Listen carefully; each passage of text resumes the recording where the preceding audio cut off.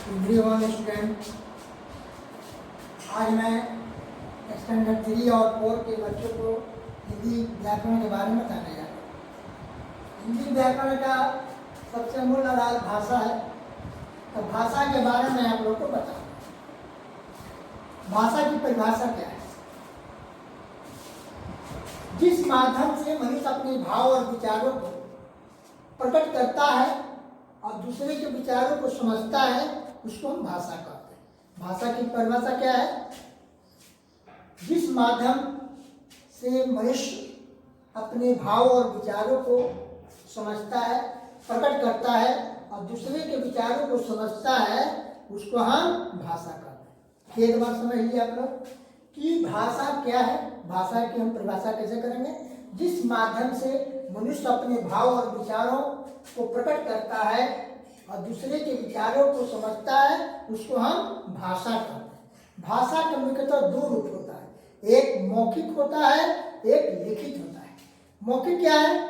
जिसे बोलकर और सुनकर विचारों को आदान प्रदान करते हैं, उसको हम मौखिक कहते हैं।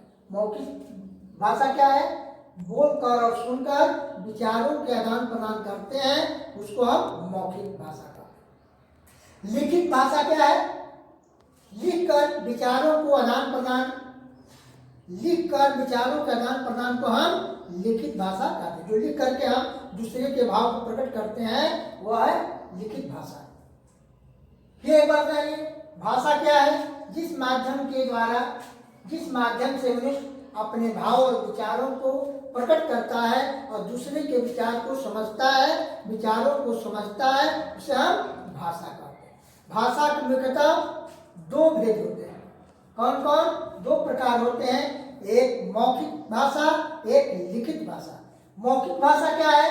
बोलकर और सुनकर विचारों के आदान प्रदान को हम मौखिक भाषा कहते हैं। लिखित भाषा क्या है? लिखकर विचारों के आदान प्रदान को हम लिखित भाषा कहते हैं। जब लिख करके हम दूसरे को समझाते हैं और दूसरा कोई लिख करके हमें समझाता है, उसको हम लिखित भाषा कहते हैं। इसके बाद भाषा के विभिन्न रूप होते हैं, जिसमें पहला हमारा है मातृभाषा। मातृ का अर्थ होता है माँ, यानी माँ के द्वारा या अपने परिवार के द्वारा ग्रहण की गई, सीख ली गई भाषा को हम मातृभाषा कहते हैं। मातृभाषा क्या है? माँ अथवा परिवार से ग्रहण की गई भाषा को मातृभाषा कहते हैं। अपने परिवार में या माता के द्वारा जो हम सीखते हैं या बोलते हैं, वह क्या हो गया? मातृभाषा हो गया। क्या हो गया? मातृभाषा।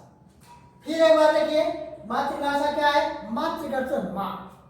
मातृ में माता होता है। अब माता जो होती है, बच्चा का सबसे प्रथम पाठशाला होती है। माँ के द्वारा ही बच्चे, जो बचपन में शिशुअवस्था होती है, शिशुअवस्था में बच्चे जो है अपनी माँ के द्वारा ही सीखते हैं। अपने परिवार के कल्चर के में, परिवार के परिवेश में जिस तरह की वातावरण होती है, बच्चे उस तरह का अनुभव करते हैं। बच्चा जो जन्म लेता है वह शुरू से शून्य होता है।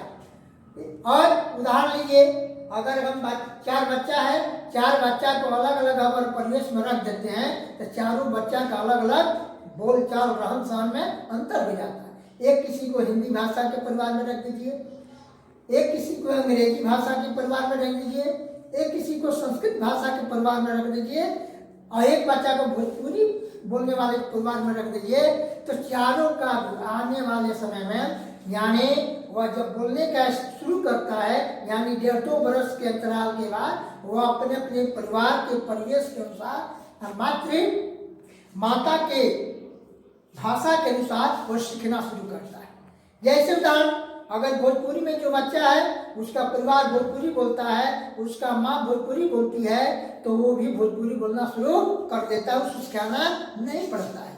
उसके बाद देखिए हिंदी परिवार में अगर बच्चा वह जन्म लेता है और उसमें पलता है और उसमें सीखता है, अगर उसके परिवार, उसके माता पिता अगर हिंदी बोलते हैं, तो बच्चा को सिखाने की जरूरत नहीं है। वो अपने स्वयं अपने माता और परिवार के भाषा के अनुसार, बोली के अनुसार वह सीखता है और अपने भाषा परिवार के परिवेश के अनुसार रहन सहन भी सीख लेता है। उसके बाद आइए अंग्रेजी। अंग्रेजी भाषा, अगर बच्चा को अंग्रेजी भाषा वाले परिवार में अगर रखते हैं तो जब वह 2 वर्ष के बाद कुछ बोलने के लिए वह सीखता है, बोलने के लिए उत्सुकता होती है, बोलना शुरू करता है, तो उसके माता और पिता जो बोलते हैं अंग्रेजी भाषा और उपयोग करते हैं तो भी अंग्रेजी भाषा बोलना शुरू कर देता है। इसलिए इसके बाद मान लीजिए और संस्कृत है, संस्कृत के परिवार, संस्कृत भाषा वाले परिवार में अगर बच्चा जन्म लेता है तो बच्चा भी जब बोलना शुरू कर देता है तो बिना सिखाए ही वह संस्कृत भाषा बोलना शुरू कर देता है, क्योंकि उसके माता और उसके परिवार के लोग संस्कृत भाषा का ही प्रयोग करते हैं। कहने का अर्थ है कि बच्चा जिस परिवेश में, जिस वातावरण में रहता है, जिस भाषा में के परिवेश में रहता है, वह भाषा को आसानी से सीख लेता है। इसके बाद हमें अगले लेक्चर में, अपने अगले व्याख्यान में आपको आगे का टॉपिक जो है राजभाषा, राष्ट्रभाषा के बारे में बताने जा रहे हैं। Thank you.